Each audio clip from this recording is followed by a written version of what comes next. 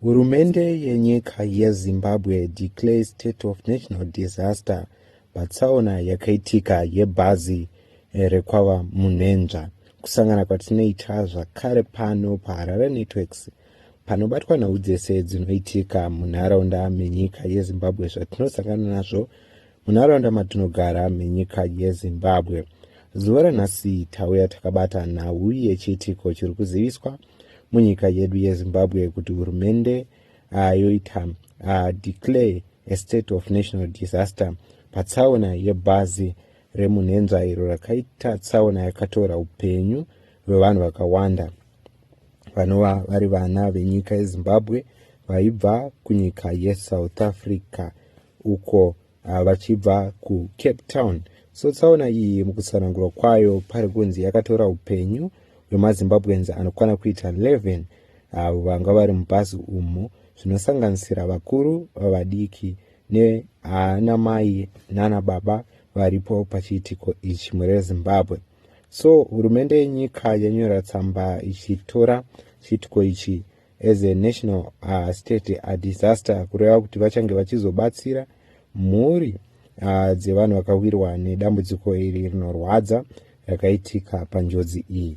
Ende veruzhinji vakaona mufananidzo webhazi iri ende neparakaitira tsaona yacho.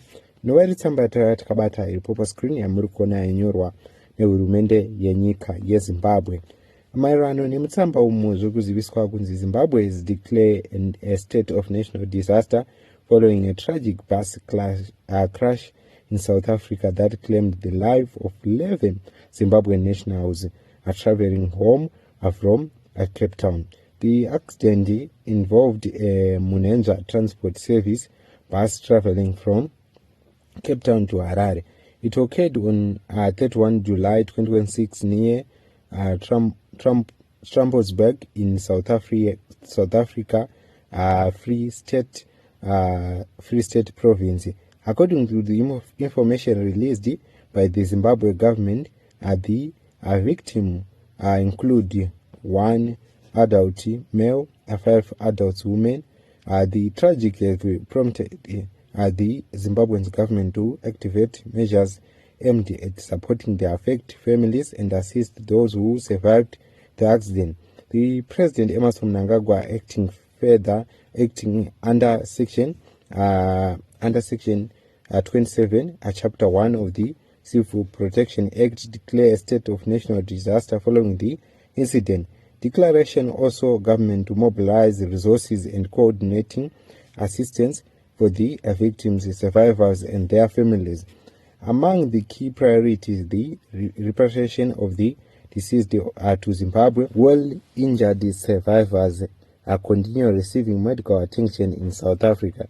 The government also said arrangements are being made to assist families with the identification of those who died before repatriation can proceed.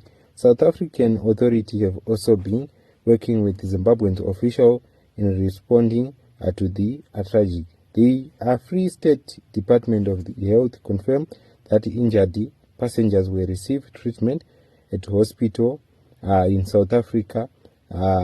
One of the passengers who had been critically injured later died in hospital, bringing the confirmed death to 11. Health authorities said the patient had been received intensive care and require support. The several other passengers were also injured, although many of them who suffered minor injuries were later discharged from hospital. Some survivors were subsequently transported back to Zimbabwe aboard another bus. So ndo nhau iri kutaurika pamusoro pechiitiko ichi. So hurumende yaona kuti yaisa urongwa hwekuti ichange ichibatsiridza kuti mitumbi yavo vakafira kuSouth Africa inge ichipinda munyika yeZimbabwe ende vachibatsiridza zvese zviri kudiwa pamhuri yakarasikirwa idzi.